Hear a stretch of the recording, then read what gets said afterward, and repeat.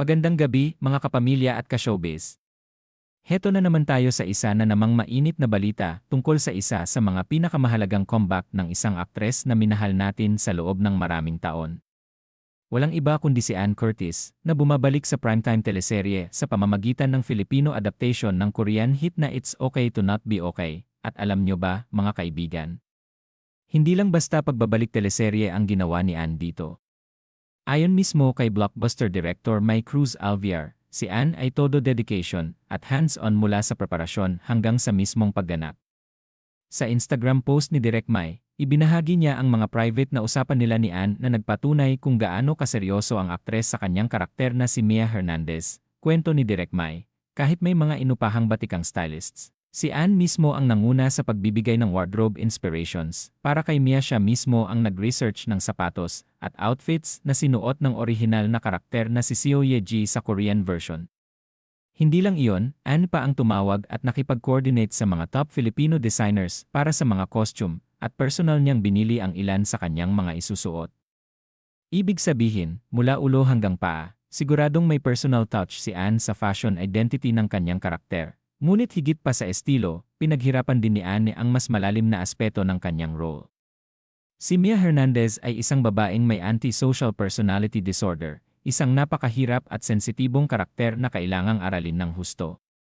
Kaya naman bukod sa wardrobe, nagsagawa rin si Ann ng masinsinang research para mas maintindihan ang pag-isip at damdamin ng kanyang karakter. Maging ang iconic locations para sa ilang eksena, tinulungan niya pang asikasuhin. Ang nakakabilib pa rito, ginawa niya ang lahat ng ito sa gitna ng kanyang sobrang hectic na schedule.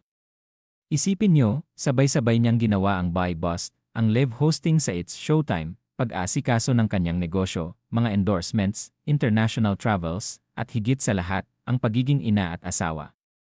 Pero kahit ganoon, hindi niya pinabayaan ang kanyang commitment bilang si Mia Hernandez. Ayon kay Direk Mai, kahit hating gabi at nasa ibang bansa, magpapadala pa rin ng mensahe si Ann kung may naiisip itong bagong ideya para sa kanyang role. Nakakabilib, hindi ba?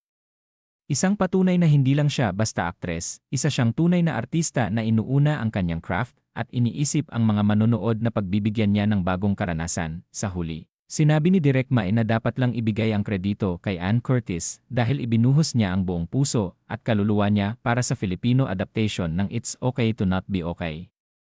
At kita naman natin sa reaksyon ng fans, punong-puno ng papuri at pasasalamat sa passion at dedikasyon ng aktres. Mga kaibigan, ito na nga ang teleseryeng dapat abangan gabi-gabi, 8 oras 45 minuto sa Kapamilya Channel. Kapamilya Online Live A2 at Lilima.